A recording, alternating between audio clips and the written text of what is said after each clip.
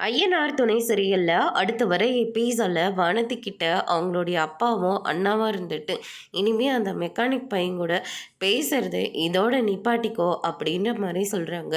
ஆனா வானதி இருந்துட்டு அதெல்லாம் என்னால் முடியாது, என் மனசுக்குள்ள அவன் தான் இருக்கான், நான் கல்யாணம் பண்ணிக்கினாலையும் பாண்டியை தான் கல்யாணம் பண்ணிக்குவேன் அப்படின்ற மாதிரி ஸ்ட்ரிக்டாக வேற சொல்லிடுறாங்க. அதுக்கு அடுத்துதான் அப்பா தினமும் காலேஜுக்கு போகிறாளோ இல்லையோ அந்த மெக்கானிக் ஷாப்பில் உட்காந்துக்கிட்டு அவங்ககிட்ட மணிக்கணக்காக உட்காந்து பேசிக்கிட்டே தான் இருக்கா. வீட்டில் வந்தாலையும் ஃபோனும் கையுமா தான் இருக்கா. இதுக்கு மேலே இவளை நம்ம சும்மாவே விடக்கூடாது, உடனடியாக இவளை காலேஜை விட்டு நிப்பாட்டி இவளுக்கு கல்யாணம் பண்ணி வைக்கிறது தான் ஒரே ஒரு பதில் அப்படின்ற மாதிரி சொல்கிறாங்க.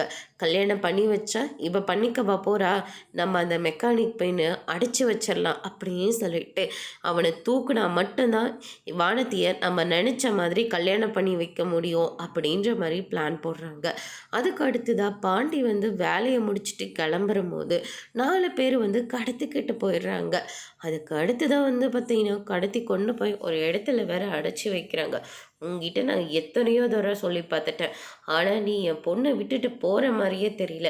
அதனால் என் பொண்ணுக்கு நான் மாப்பிள்ளை பார்த்து கல்யாணம் பண்ணி வைக்கிற வரைக்கும் நீ அவன் முகத்துலேயே முழிக்கக்கூடாது, நீ எங்கே இருக்குன்னு அவளுக்கு தெரியக்கூடாது அப்படின்ற மாதிரி சொல்கிறாங்க. இதெல்லாம் கேட்டோன்னே பாண்டி பயங்கரமாக ஷாக் ஆகுறாங்க.